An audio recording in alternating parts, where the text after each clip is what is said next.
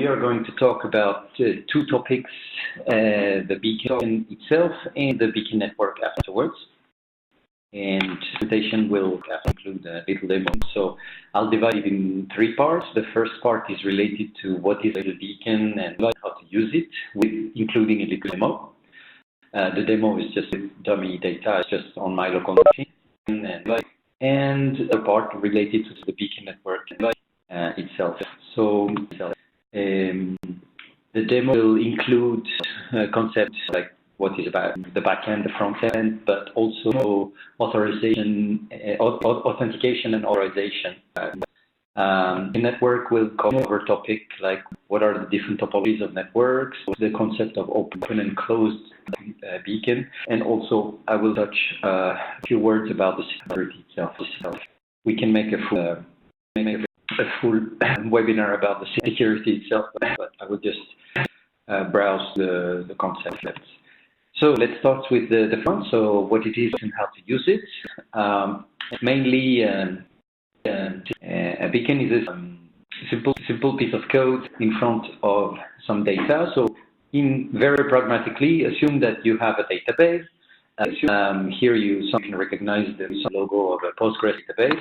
You feed some data into the database, and then you have some code that is adjusted in order to contact this database. For those good eyes, you can see that the code that I'm showing is in Java, but it's up to you to make the code and the data behind connect to each other. So the data doesn't need to be a Postgres database. It could be a MySQL database. It could be an Elasticsearch. It could be plain text files. But in any case, your code should, of course, reflect the data that you have behind. So the two is basically the beacon, but it doesn't explain what the purpose is. So the idea would be that the researcher would ask something like, do you have a given mutation from G to A on a specific chromosome behind given a genome, a particular position? And if so, the beacon should answer something, but at the moment when the researcher asks like this, the beacon barks and say, okay, I know hablo inglés, so we should agree that the query that the researcher will send to the beacon will be in HTTP format, and the answer will be a yes or no. Now, and you identify that this is the red part, the bits that are very particular for this particular query, and the idea is to increase data discovery. So instead of downloading a file which might be gigantic, like I don't know, 100 bytes, and realize afterwards, that was not the file that I did because it doesn't contain the information I want. Instead, you poke the file in some places, so give it a position, and then you ask very elementary questions, and if you get a yes from the beacon, maybe you increase the likelihood that this is the right file you want to download, and there is a further step later to go ahead and download the file. So once you shape the query as an HTTP request, this is what we agree on, and the beacon will be able to tell you, yes, I have this mutation. Now, we need to agree on how to shape the basic query. We need to agree on how to shape the answer. Of course, it says yes or no. That's too elementary. It could say yes or no and attach to it a few more goodies. And we need to agree on how to shape the answer that goes back from the beacon to the researcher. So for the basic query, you make HTTP request to the beacon with the endpoint called query, and then you pass some parameters. Among the parameters that are currently defined, you have the assembly ID, the reference name, which is the chromosome, the ref bases and alternate bases, and then you have the start and end. So you could actually query a region, and you can make fuzzy queries using start min, start max. That allows you to say, give me information around this particular region, but not exactly the region. And you have some other parameters that you can pass, for example, the variant type, and also you would like to some among some data sets, but maybe not all the data sets that the beacon exposes. So in the response, you say yes or no, and this particular beacon is, in the example here, is also releasing some more information. In that case, the variant count, the call count, and the sample count. It's up to the person who implements the beacon to decide what the extra parameter, information, what is the extra information that they want to release, as well as the yes or no. So there's a specification for that, and the specification, here's the web page that shows the specification. On the left side of the web page, you have the formal description in a YAML format, and if you look at line number 4, it says version 1.0.1, which means that my screenshot is a bit old, but you could, the right side, a more good-looking page, because it's easy to look at. So you could browse through on the right side through which are the endpoints and what are parameters that you need to pass and what are the type of the parameters, with some examples and so on. So let me make a demo and let me describe how demo will go. So this is I'm going to do the demo on my computer. So I will isolate these two components into Docker containers. You could I will Docker image with the Postgres database. I will feed it some data, and I will start the code and connect the two of them. So I will also connect start one more component, which will be the front end. So basically a web server, and so that some web browsers will be able to connect to it. That makes officially the code the backend side. Now there is no need to separate the front end and the backend. You could merge them into one component only, but here it was the backend already listed. I just put the front end in front of it. I'll create two networks, and the code and the database will network, and the front end and the backend will be on the same network. This is maybe too much detail for the demo, but the idea would be that if your browser connects to the front end, it does not have access to the database directly. So the database could be inside some internal network on your side on a different machine, so it increases the security. Just for the sake of those who follow what the demo will be, these are the port numbers on my machine. So I'm going to use the command line, and I will type some commands. I have some shorts, so don't freak out if it looks like black magic. Just that I made the demo a bit simpler. The database work. So let's go. I switch screen and escape detail. Are you seeing my connect? Yes. Very good. So when I type, so I'm using a make file. So when I type make help, for example, or make the make command, so it tells me this is a make file that pre-records the commands that I'm going to use for the webinar. So in that case, I have make scenario, and this is exactly what I'm going to do in the demo. I will create a database, so I will type make db, and this is just a shortcut. So I'm going to load the data. I will make code, so start the beacon, basically the beacon code, and magic. I will make two, the info endpoint and one particular query. So if you look at what the query will be, I'm going to curl a long one, and then I will pass some parameters that are written here. And this is a particular query. So let's start by making the database. You can see that it creates two networks, the internal one and the external one. And if you ask here, so far I only have one container, the database itself.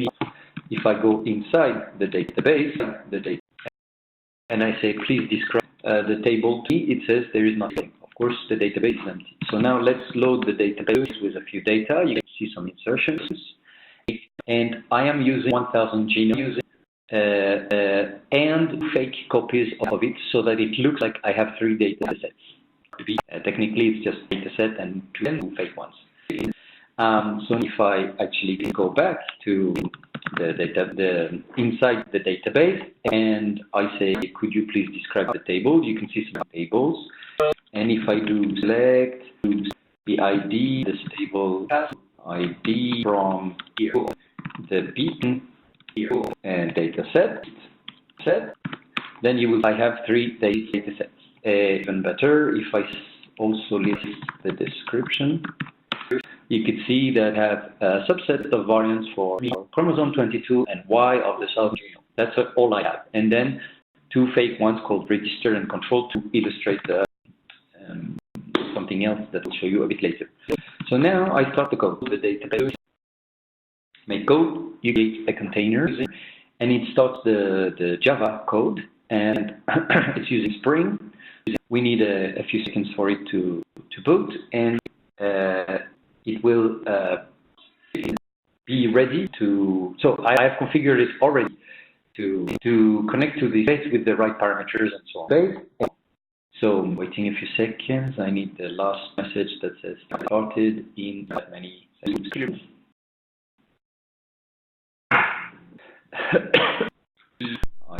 The beep.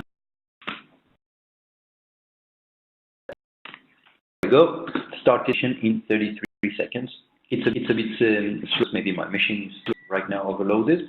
But when I say subset, show me I have containers. So if I make the info request, so maybe basically I'm asking with curl and my local host, and then I'm asking the beacon / and I send that to Python just because the answer is in JSON. So if I do make info, you will see the beacon that just back the long JSON information. So I'll cover that in a second. So if I make one particular query, it says I'm querying the chromosome Y at this given position. I'm not feeding with some information about start and end and so on, but the reference is G and the alternate one is A, and the answer is yes. So this 1000 genome data set has it. Actually, sorry, the beacon has it. So if I make it's a VU, you could see that I have 3 containers, and I'm going to go to the browser. Here I have. Oops. There we go. I'm connected through the web. So the endpoint that you have seen was the long JSON text, but there is nothing that prevents us from rendering it with nice HTML. So this is an example of an interface. And let's make that. Make it. And I'm going to use the one that we have seen before. And I'm typing. So here I'm typing a shortcut version of instead of field, there is instead of one nice parsing string, and I say search, and yes, it exists.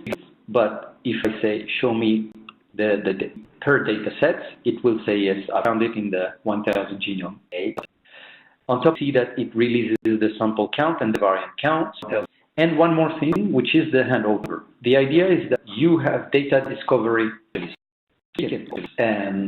with the beacon in general, that says you poke some particular part of the genome, it will tell you say yes or no plus the few beauties. But assume I have a yes, so yes, it exists. The question would be now what? What should I do? The handover mechanism to describe what to do. In that case, it's just a link that will go to the download page of the 1000 genome project. And on the bottom left, you can see that it's internationalgenome.org/data. So this is a mechanism to hand over what is after you have discovered your data in interface. So let me go back now to the presentation. What I have shown you is the inside of database that have loaded 3 data sets. I make one example of a query, which is the response in JSON, but also I showed you what shows the JSON in also human, because JSON is for computers, and this is the info endpoint. And you could recognize that I was searching only one data set, the one that was public, because I was not yet logged in. The two extra data sets that are registered and controlled were not accessed. So there is a finer grain. In order to log in, we use ELIXIR, and the ELIXIR AI mechanism. We have a AAI for authentication and authorization, so the N and the Z here are important. So I spare you details, but the content is going to dance with ELIXIR AI and exchange a few information. In some sense, it will say, please give me your username and password, and I will convert them to a token. The token will be an encapsulation of the user credential. And this token is going to be passed to the backend, and the backend will use the token to ask for the permission of that user. The token is important, so you should not expose the token. So if I go back now to the web page and try to log in, it will go to the ELIXIR AAI page, which forwards me to, so if I search for CRG, there we go, it will forward me to the login in CRG. I log in, and it goes back to ELIXIR, and then it goes back again, to the front end, to the page. But before that, do I want to give consent to the webinar client that I've just created? And it shows me that the webinar client is to access these 4 properties. So in particular, this one, because I would like to have the permission for the data set. So let's say and the front end I have access to my name. So there it is. Also to my ID, but in particular, you could see that I have access to these. I have 3 data sets. So if I do the same search again, I spare you. Yes, in general, if I search for all data sets, it will find it in the 1000 genome, but I didn't find it into these 2 fake ones, which of course makes sense because I didn't load any data there. It was just for purposes. Obviously, select just 2 of them, and I say search, it just answers back with those 2 in particular. Okay, makes sense so far? Permission of that. Monsieur? Yes. Yes. All right. Animation will. Now so. This was a small demo where we know that there is a specification for the parameters that are on the left, in the sense that it tells you that if you are first there is a start parameter and it should be an integer. All of that is written inside the specification, and the answer from the beacon will be yes or no. The version that is currently approved right now is 1.10, and it includes the handover that we have seen. However, we know that the specification will evolve and it will include more features. So what are those extra features? Let's look at version 2.0. And maybe it helps from 1.1 to 1.2, 1.3, 1.4. But right now, there is a poster that will be presented for Beacon 2.0. The poster will be presented next week by Frederik at the Globus in Boston. And I want to focus in the middle of the poster. There you have 4 features. Let's start at the top left and go clockwise. You have queries by type, where you can see that you can either query by genomic variant, by individual, or by biosample.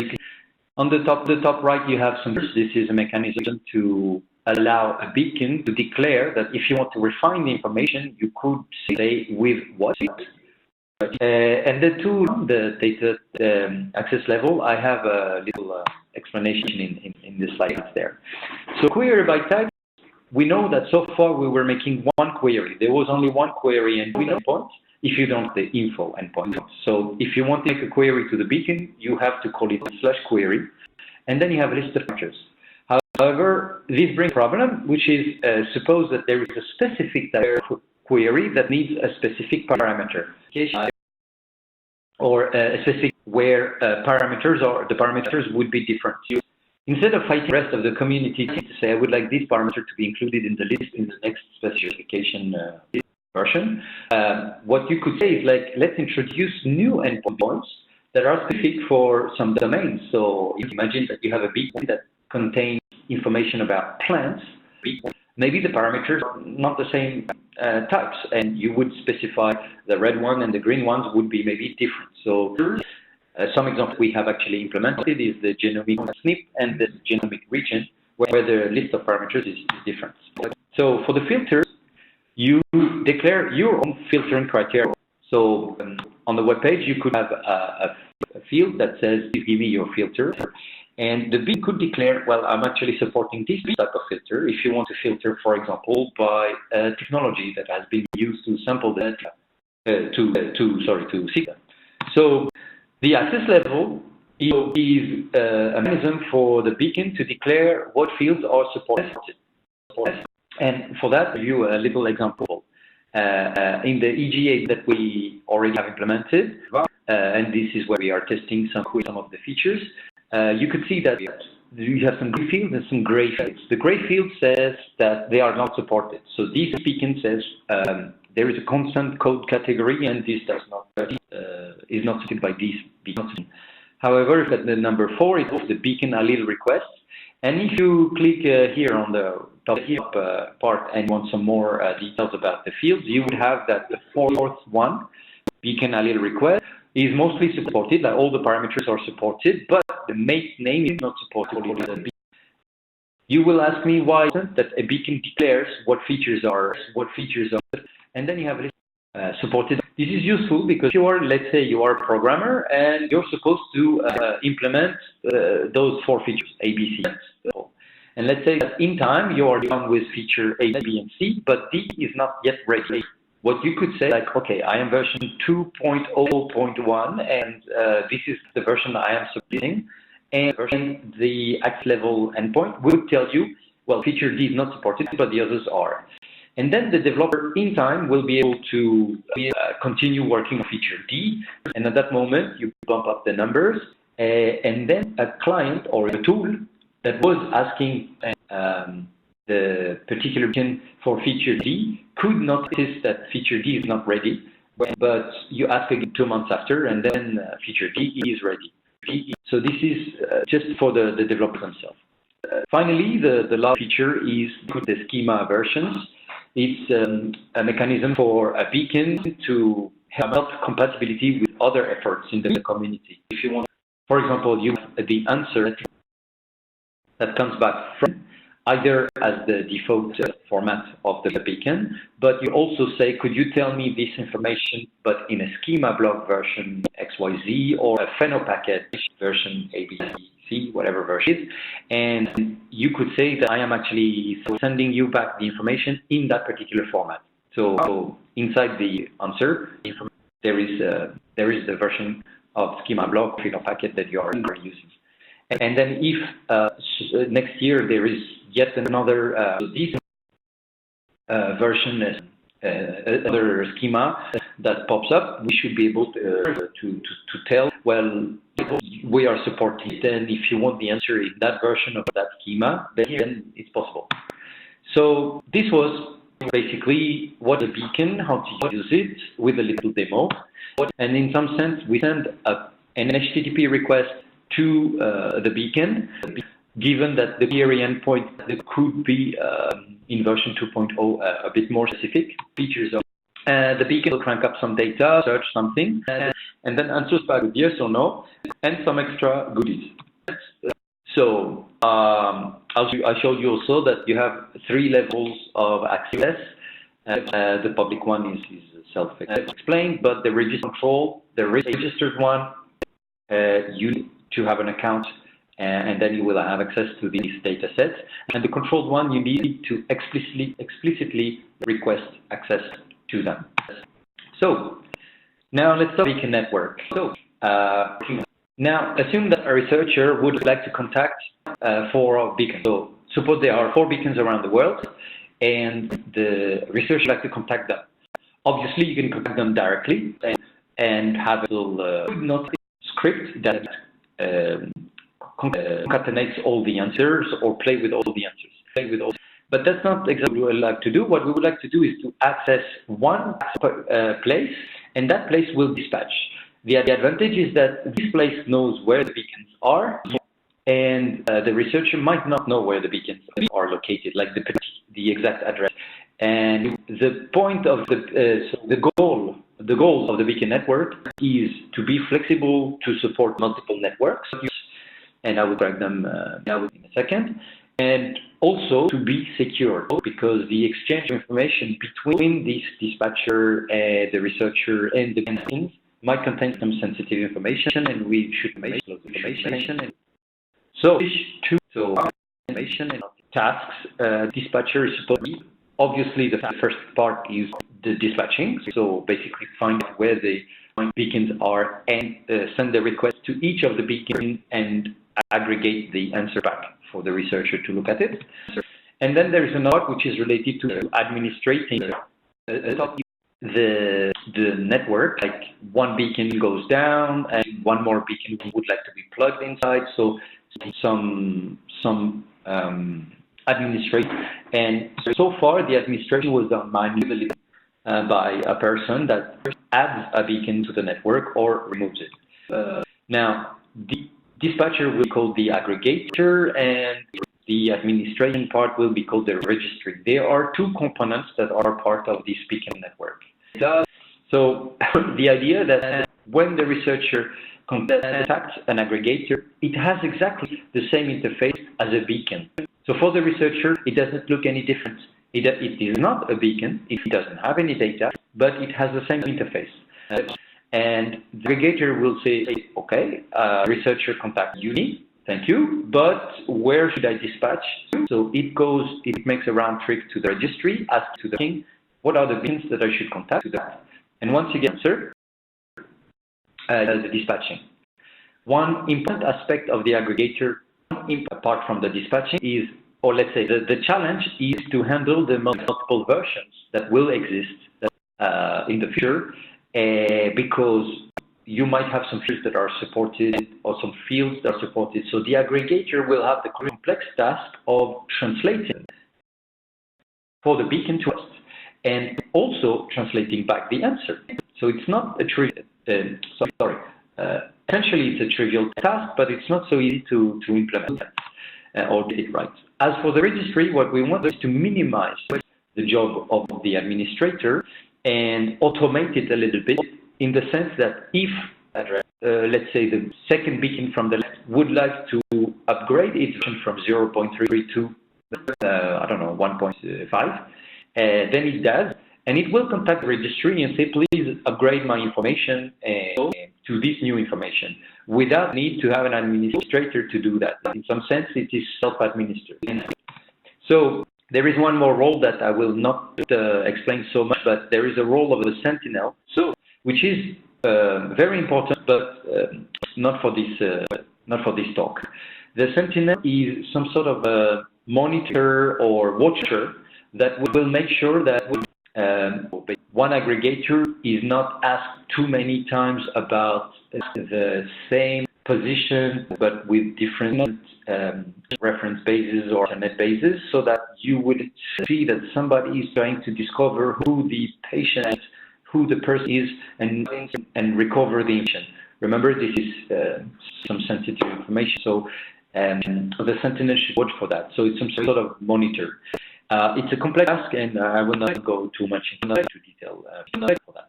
So as you have a network of beacons that are contacted by an aggregator, you could go for one more role where you have other networks that are contacted themselves by other aggregators, and it doesn't prevent the top aggregator to contact a beacon itself directly. So the researcher will be the top aggregator, and then the query will be flowing in a network graph. So now come the different topologies. So assume that I have one aggregator on the left talking to 3 beacons, and one aggregator on the right talking to 2 beacons. The list of beacons is inside the registry, and they have their own registry. So essentially, you have one network on the left, one network on the right, and it does not what we call a flat topology. Basically, so here you have two flat topologies, and it doesn't prevent one beacon from being listed into the both registries, so that the aggregators could contact that beacon in the future independently. So this is flat topology. Obviously, there is one which is hierarchical, where one aggregator, the top aggregator, will contact some beacons and another level aggregator. So you could imagine that the top one is the ELIXIR hub that contacts the second level, which would be the Spanish one, and the third would be the Andalusian one, which is a region in Spain. So notice that in this type of architecture of network, you have cycles. So one aggregator does not contact an aggregator that itself has been contacted, so there's no cycle. Then comes the mess, where an aggregator could contact the other aggregators and backwards. So for the example, let's say we take the bottom aggregator. It contacts 3 beacons, but it can also contact the other aggregators that themselves contact beacons. So it's a mess, and this is basically the peer-to-peer architecture. The one that will implement the peer-to-peer architecture, if they wish, needs to take care of breaking cycles, because one aggregator that contacts another one that contacts you back, that is a loop, so you should kill those cycles. But it's a matter of the implementation. The specification says that if you want, it's possible, but it's a matter. So the last concept that I'm going to introduce now is that assume this way, is that one of the beacons will be contacted through the aggregator. So the researcher will contact the aggregator, and the aggregator will contact all the beacons. Assume that one of the beacons does not want to be contacted directly by the researcher. So in some sense, it says, I want to belong to a network, but not the global network. So you don't want to get these to be possible. So you close the access for the researcher, and it is open to the aggregator. So the only way to contact the aggregator would be through the green path there. And it is what we call the open closed property of a beacon. Obviously, if you say beacon is closed, that makes no sense. That means the same as the beacon doesn't exist. But what we mean is that it's closed for general access. But of course, it's accessible from some specific network. So this is useful. For example, you have the picture where you have 3 networks and a 3-net single beacon in the, and you have a hospital, for example, on the right side there, you have a hospital that is paranoid about its data and does not want to release it to the rest of the world, but it likes to share it with other hospitals that belong to the same network.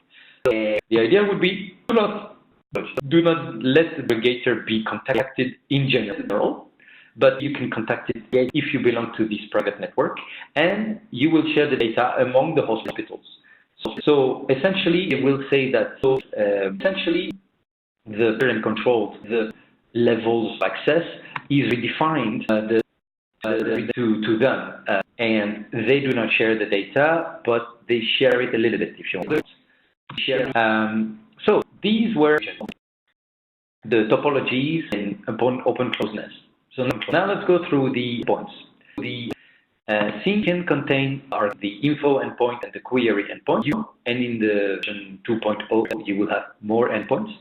And since an aggregator has the same interface as the beacon, you should have also the same endpoints as an aggregator. Then a list of endpoints.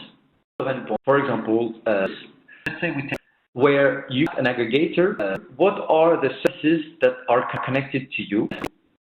What are, if you take the last one on the left, what are the registered beacons? What are the networks that you belong to? Essentially, all the information that are related to the networks, to the network. And then on top of that, you have the information related to the beacon itself. So since we want each entity on the network to have the same endpoints and to answer The same way, these endpoints must be also inside the beacon and inside the registry. And endpoints that are specific for the registry, for example, the network where you post some data, that means you will update some information. Only the registry can do that. The other ones you will use only this information, like request the information, don't update this information. And then one more thing that you could do is to say that if asked for service type is the Global Alliance registry, then the other way around. For a registry, then you could say this is the same as service registry with Global Alliance type. And the idea would be that using those aliases, you could support multiple formats. And again, it goes back to the idea that we support efforts from the community to map their format and the beacon network format. But this was how to shape the request to the beacon entities. Now, there is also the part which is the response.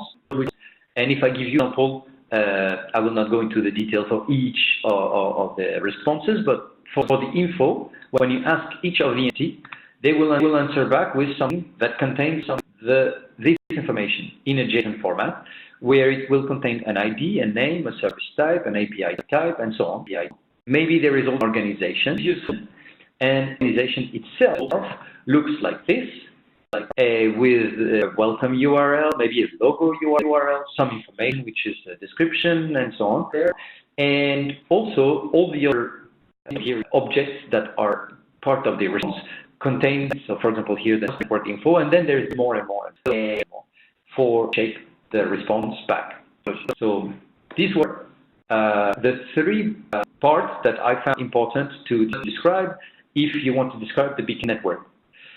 As you notice, these components, the serials and the endpoints, are not exactly specific to beacon, except the beacon network, but they are kind of beacon agnostic. This is a network service applied to beacon. So you could actually switch the beacon network from the black bubble and just that service network. And there is an element that is swaggerized, there is a document that describes all these endpoints and components and so on, or if somebody's interested. And there is no user interface. Juha, would you like to say something about the user? There is something about the interface? Yes, thanks, Fred. So my name is Törnroos and I'm from ELIXIR Finland, and next I'm going to talk about the ELIXIR Beacon Network Service. So in ELIXIR, building a service called ELIXIR Beacon Network.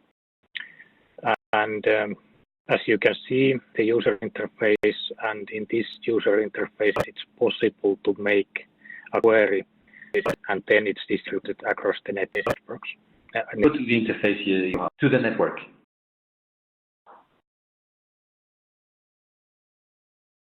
So this is the link. Well, okay. Yeah. Yes, thank you.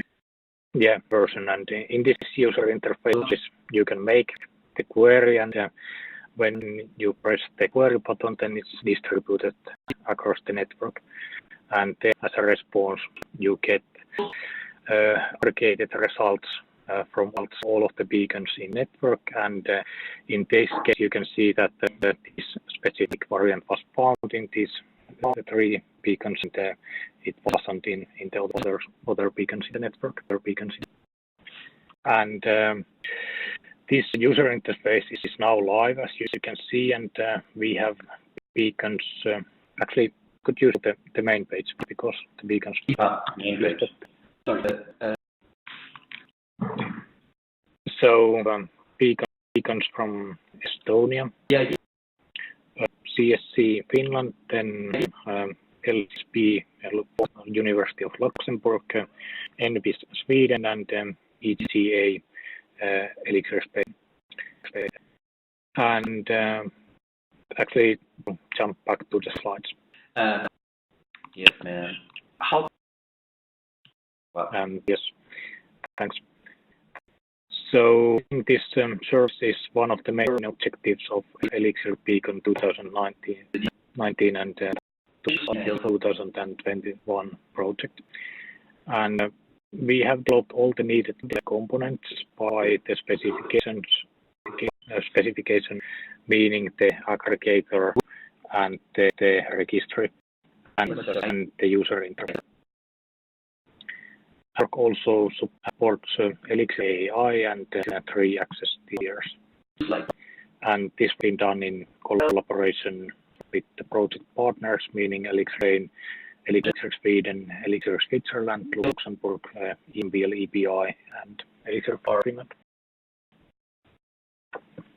Yeah. So we can, yeah. So continue and summarize. We have an HTTP request going to the beacon, and the query might evolve, given that it might be a beacon 2.0, yes or no, with a few extra goodies. But the thing comes how to increase or how to make it secure. So we distinguish application layer from the transport layer. Securing the commission applied is at the level of the transport layer, and the application layer is business as usual. So, and they work independently.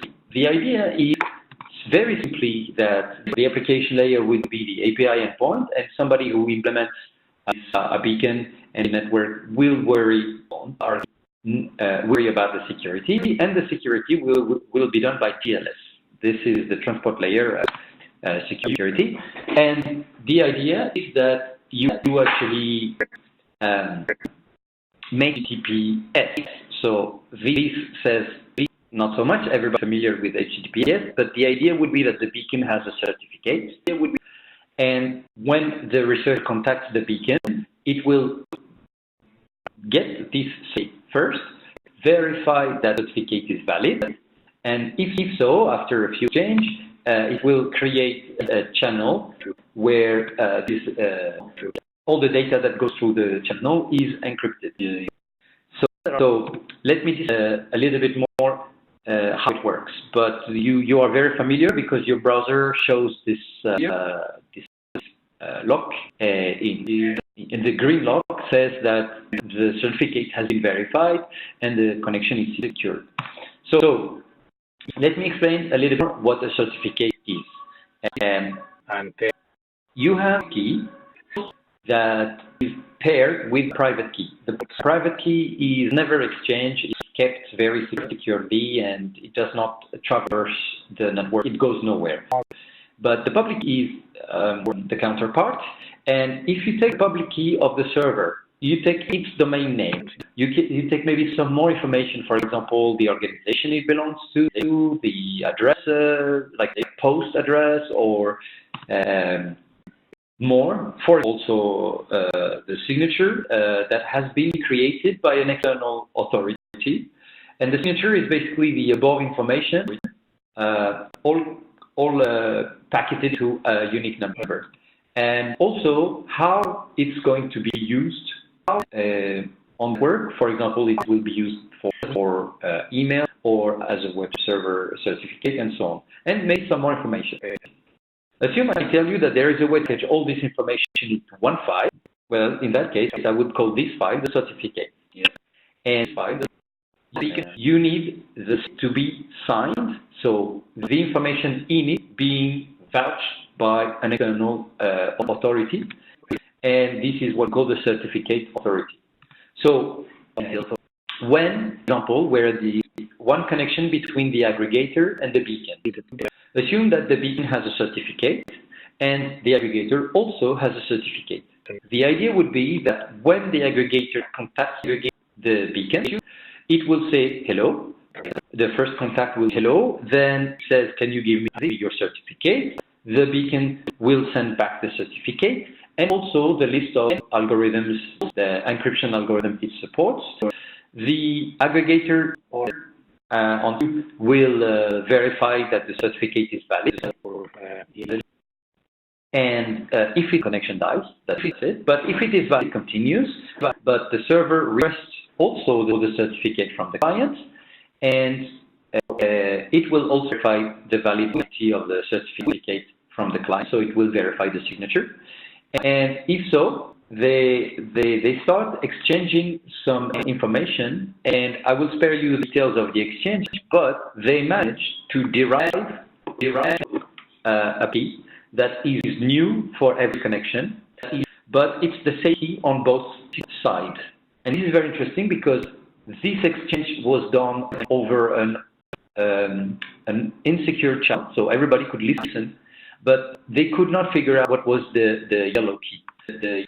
And we cannot figure that. You could start the channel and encrypt with this yellow key on each side and have the information shared between the aggregator and the beacon without anybody understanding inside the channel. So it prevents eavesdropping in the encryption. It prevents tampering because you are saying that what I'm sending to you, you verify on the end that it's exactly what it's supposed to be. You can add yourself inside the channel and that it comes from the aggregator or from the beacon.